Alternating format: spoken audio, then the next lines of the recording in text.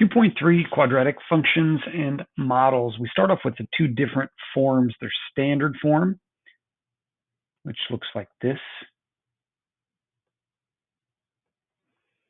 And then there's vertex form, which looks like this.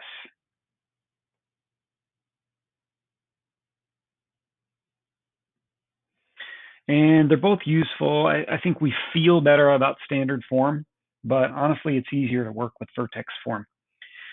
If you have standard form, you're going to need to find the vertex. All right. Remember, quadratic functions, we know that's a parabola. And when we graph it or when we talk about it, we like to have the vertex. The thing that's nice about vertex form is you can actually just see the vertex from the equation. But with standard form, you're going to have to do a formula. Negative b over 2a, comma, whatever you get when you plug that in. So the vertex form, you can just see it. It's whatever that h number is, comma, whatever that k number is. That's going to be a lot easier to deal with. There is an axis of symmetry. And if you think about it, when we're looking at a parabola, there's a line of symmetry that runs right through the middle, right through that vertex. It just so happens to be the x number. So whatever that x number is, there's going to be an equation. X equals whatever that number is. That's the middle of your parabola. So over here, standard form is just whatever that h number is. Okay, so get that down. You need to pay attention to what the problem says and which form you're in, and so you know how to attack it. Number 1a says graph this thing, give the domain and range. Now, I suppose if you didn't know what to do at all, you could always make an XY table, but I don't want to. All right, that's a lot more work than I want to do. I look at this thing and I see, okay, x squared, I know it's going to be a parabola. If I can find the vertex, I remember there's going to be a 1, 3, 5 pattern, and I'm pretty good. Okay, I'm pretty good with that. I can graph that pretty quickly. But this is standard form. Standard form. So if we want to graph this quickly, we're still going to need to find that vertex. So standard form, we've got the formula negative b over 2a. So look at your coefficients. A is 1, and b is 4, and c is negative 4. So I've got negative b over 2a. That's opposite of 4 over 2 times 1. Negative 4 over 2 is going to be negative 2. So my vertex is going to be negative 2, comma, something. And that something is what you get when you plug it in. Highly recommend you use a calculator, and anytime you plug in the number, put parentheses. Negative 2 squared plus 4 times that negative 2 minus 4. Of course, you can do that by hand, but sometimes people mess up the negative signs. You've got negative 2 squared plus 4 times negative 2 minus 4. That's 4 minus 8 minus 4, which was negative 8. And so that's the number that goes right there. Our vertex is the point negative 2, comma, negative 8. That's pretty important.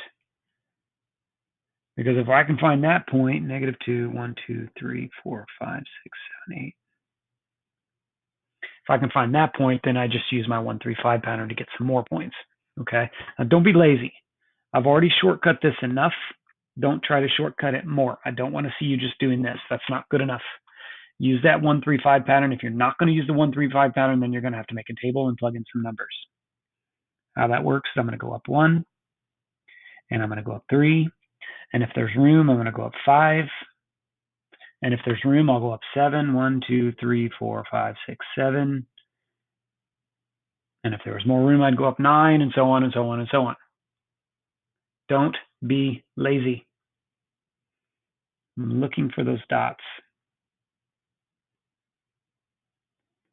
that show me you understand the 1, 3, 5 pattern. Now, I've mentioned this before, but the reason this works is because you're talking about a parabola, x squared. And if you think about squaring some numbers, if I just square these numbers, 0 squared is 0, 1 squared is 1, 2 squared is 4, 3 squared is 9, 4 squared is 16, 5 squared is 25. These numbers exhibit a pattern. Up 1, up 3, up 5, up 7, up 9, and so on and so on and so on. There's this pattern in this x squared that produces the shape that you're looking at, the parabola, okay? All of this is not really necessary for the answer, but I'm just looking at that. That's why I can use that 1, 3, 5 pattern. Other than that, I have to give the domain and the range. Remember domain, squash it onto the x-axis. In this case, it's going to cover everything. And for range, you're going to squash it onto the y-axis. It looks like we go from -8 up to infinity.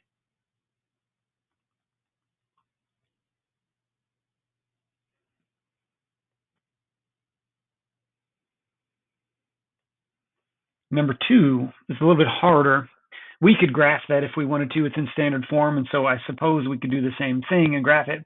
But this one says complete the square to convert to vertex form. Complete the square. So you probably forgot how to do this. I know you learned how to do it before in algebra class, and here it is again. Okay, so what I like to do is x squared plus 2x plus blank, and just kind of scooch the -5 over. You're creating a space to fill so that you can complete the square. Filling in this blank is completing the square. All right, so what we want is we want something squared like that. All right, we want something squared. So how this works, we're kind of almost going backwards from reverse factoring or trying to re-engineer a FOIL problem or something, but we're definitely thinking about this backwards. But you look at this number right here, this B number, and you want to take half of it. Half of that number is 1, and you want to write that down. All right, write that down. So half of the B number is 1, and then you want to square that thing. 1 squared is 1, and that's going to go in this thing right there. Okay, so take the middle number, divide it by 2, and then square it. Divide by 2 and square. And your result, what you have is something that you should know how to factor. If you factor that from Algebra 1 class, 2 numbers are multiplied to 1 and add up to 2 are 1 and 1. But what you've got there is a square. That's a square. X plus 1 squared. We've just completed the square. We just completed the square. However, what we have also done is taken this this expression, and we added this 1 in there that wasn't there before. All right, so we have to take some kind of step to say, well, you can't just add 1. And so what we're going to do is we're going to add 1 and subtract 1. 1 plus 1 is 0. It's like no harm, no foul. So since I added 1 out of nowhere, I'm going to subtract 1 to balance that out. And this stuff right here is accounted for in my square. That's where I completed the square. But you've got stuff over here, -5 minus 1 is -6. You just put that together. So what we have, f of x equals x plus 1 squared minus 6. We are now in vertex form. And what's nice about vertex form is you can see the vertex. Name the vertex. Well, I could see it. Think about your transformations that we had in the last chapter. That means left 1, or your x number is going to be -1. And then this number is left over after you zero that out. I look at it like this. What number makes this 0? Well, -1 does. After it's 0, you're just left with that -6. That's your vertex. Write it down. -1, -6 is right there. In order to graph the function, I'm going to use the 1, 3, 5 pattern. I know it's still a parabola. It's still an x squared parabola with a 1, 3, 5. So all I have to do is go up 1, go up 3, 1, 2, 3, 4, 5, 1, 2, 3, 4, 5, 6, 7. If you run out of room, you run out of room. But as long as I've got room, I'm going to continue my pattern. I've got a 1, 3, 5, 7 pattern.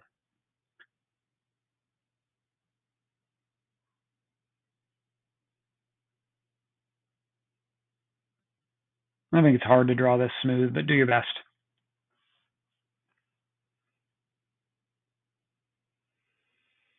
Give domain, range, and the x-axis. Domain, squash it onto the x. Range, squash it onto the y. Looks like it goes from -6 to infinity. And then the x-axis, well, not x-axis, the axis, sorry, is just the middle. Okay, the axis is a vertical line that cuts straight through the middle. Well, the middle is going to cut through this number right here. That's the x number. So your axis, x equals -1. Find the intervals over which this function is increasing or decreasing. This is good practice. We had this in the last chapter. Most of you were fine. Some of you were not fine. We read from left to right, and this piece of the graph is definitely decreasing. So think about the domain for that piece. It's decreasing from the far left until you get to the x number into the middle, which was -1. And then the other side of it was increasing. So if I go, this half was increasing from -1 all the way to the right side, infinity.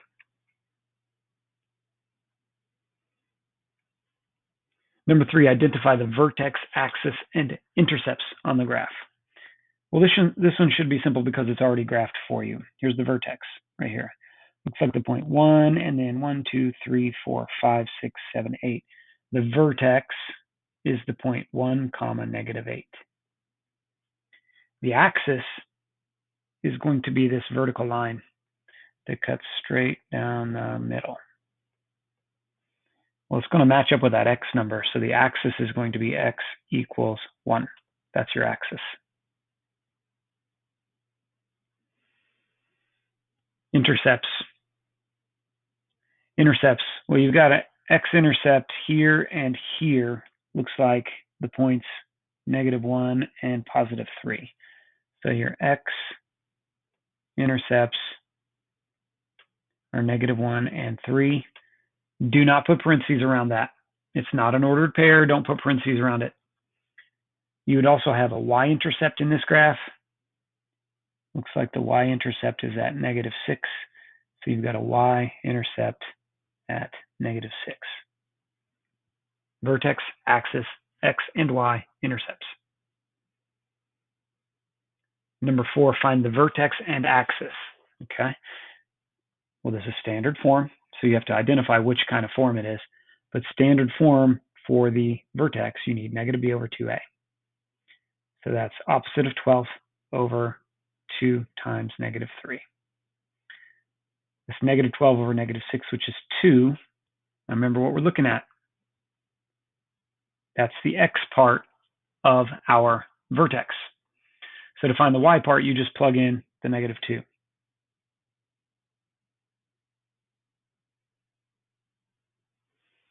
I'd recommend you just use a calculator here. Got -3 times 2 squared plus 12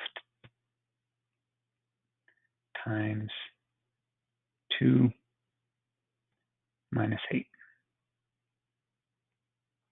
is 4. Of course, you could do that by hand. If you did that by hand, make sure you follow order of operations. Do the squared first. -3 times 4 is -12. You do this multiplication over here, plus 24 minus 8. Add from left to right. That's going to be 12 minus 8. That's 4. Of course, you should be able to do that by hand. So your vertex is the point 2, 4. And your axis is always just going to be the x number.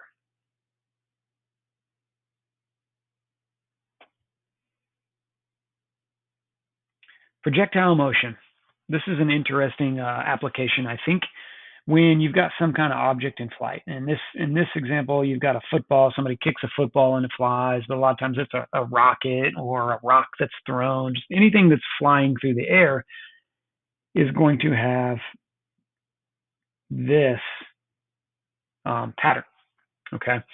And -16 has something to do with the acceleration due to gravity. And v0 is going to be its initial velocity.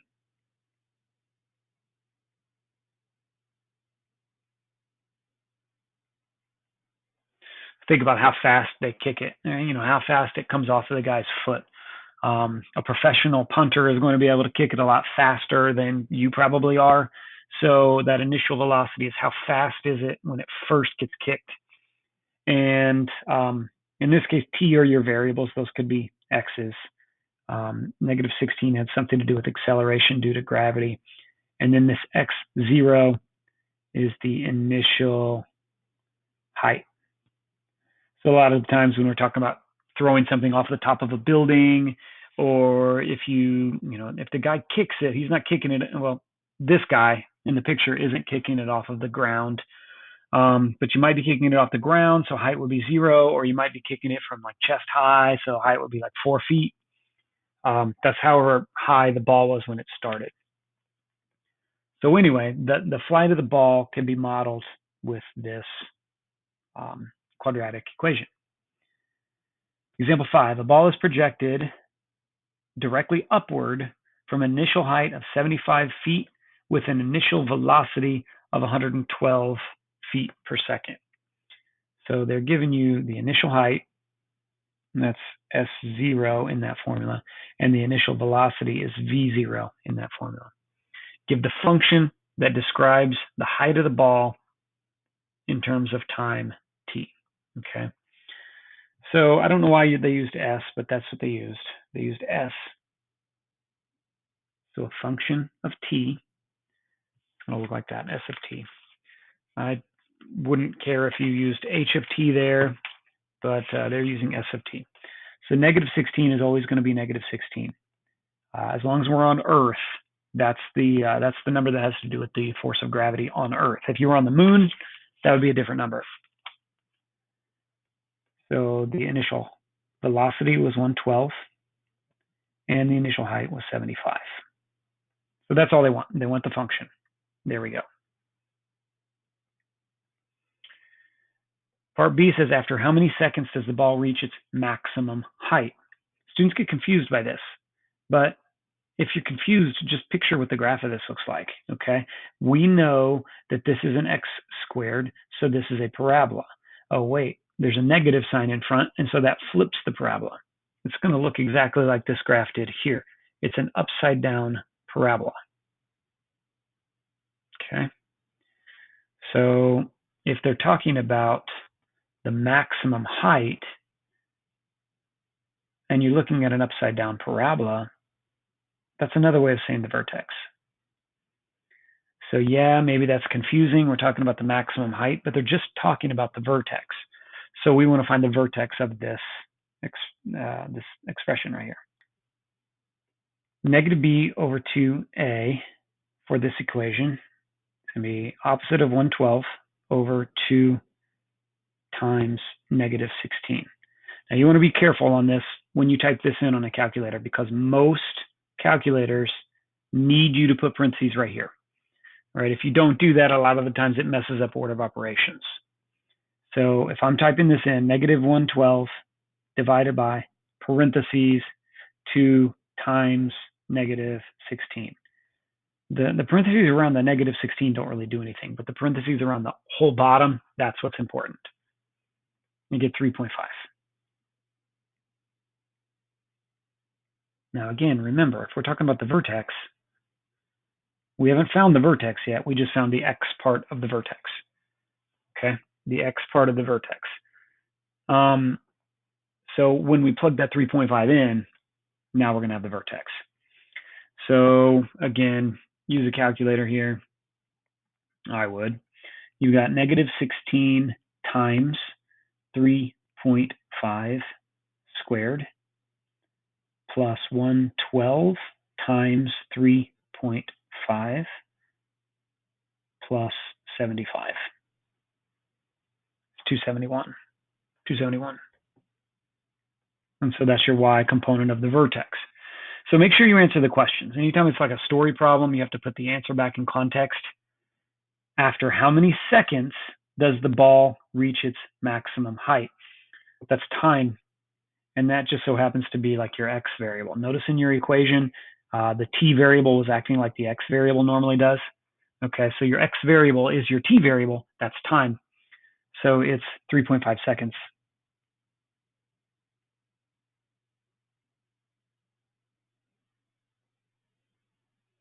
And then the second question says, what's the maximum height?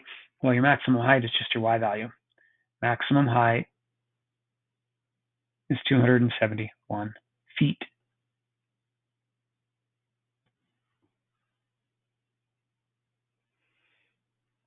Part C, for what interval of time is the height of the ball greater than 200 feet? So that's kind of a weird question. I think the easiest thing to do there is to look at Desmos. All right, so let's go to Desmos and let's graph this.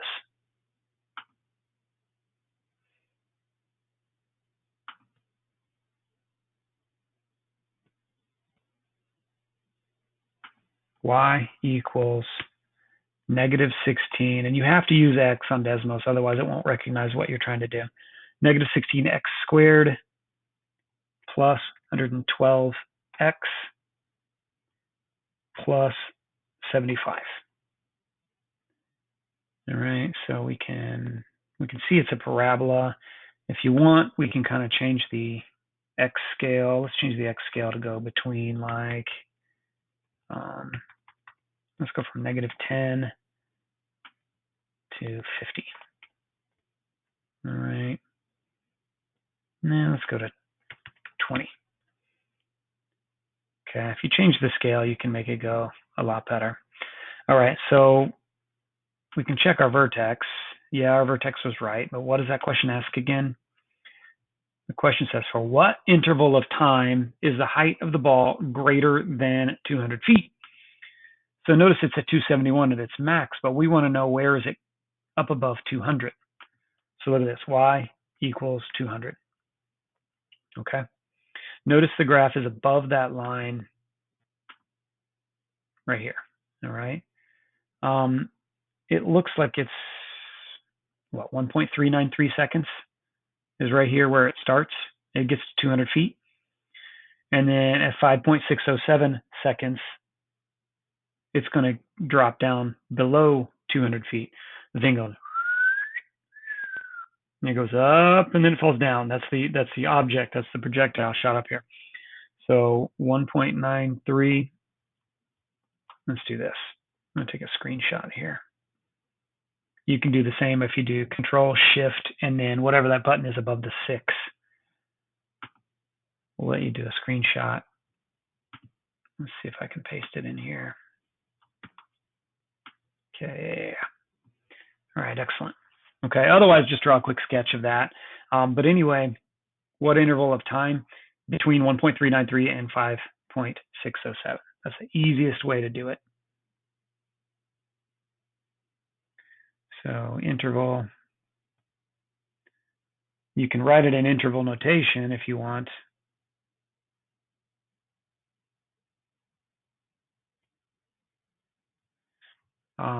But that might be kind of confusing.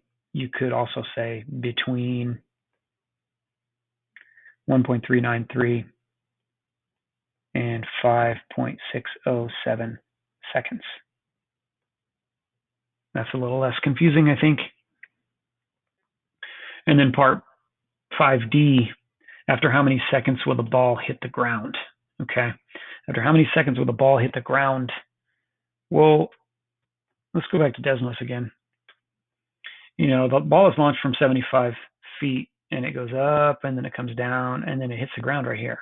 Here's where it hits the ground, 7.616 seconds. That's about as easy as I can make it. Look at Desmos, look at your graph, 7.616 seconds. So you're going here, it flies up, it goes down. You're looking at this point right here, 7.616, 0. So 7.616 seconds.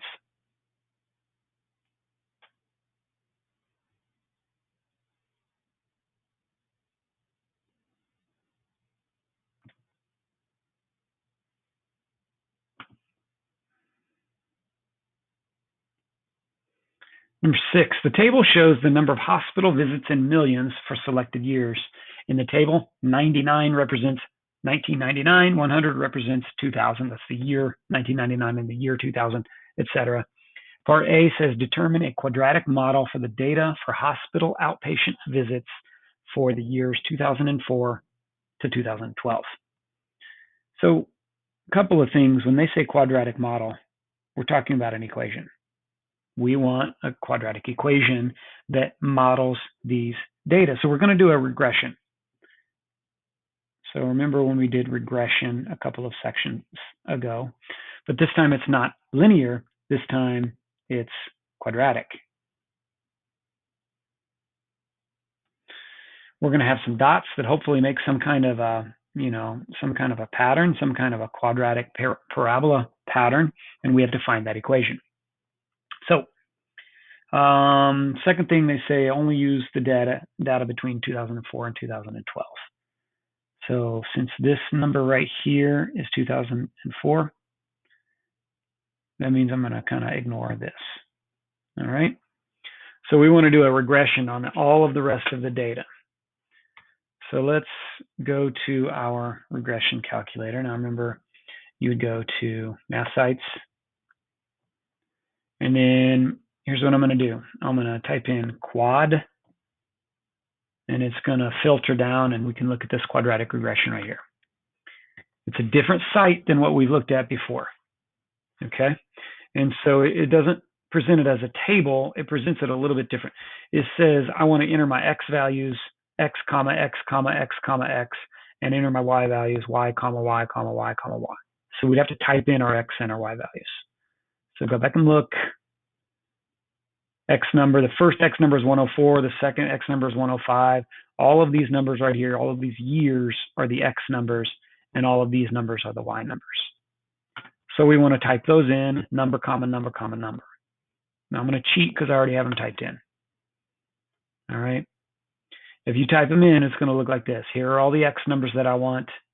Here are all the Y numbers that I want. And I think it calculates automatically, but whatever, hit this calculate button, and it's going to give you the equation right here. This is the expression. This is the quadratic in standard form that we want. So again,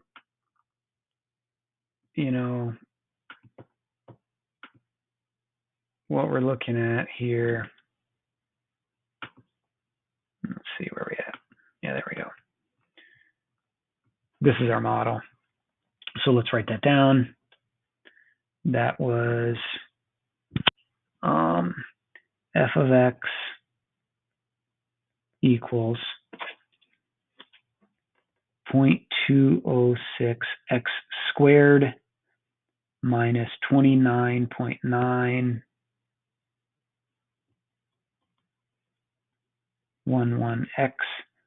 plus 1,543.933. That's our model. That's our equation that represents the data. That's going to be a parabola shape. Good. Part B, last thing, says use your model, predict the number of visits in 2014. Okay, so 2014 would be the number 114 in our table. We want to know what y is when x is 114, so just plug in 114.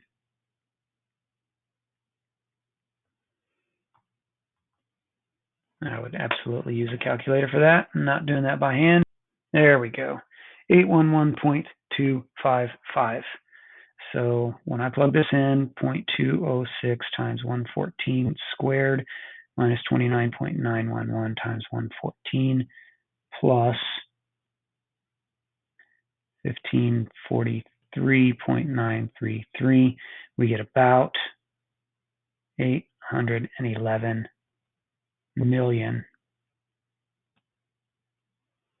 visits.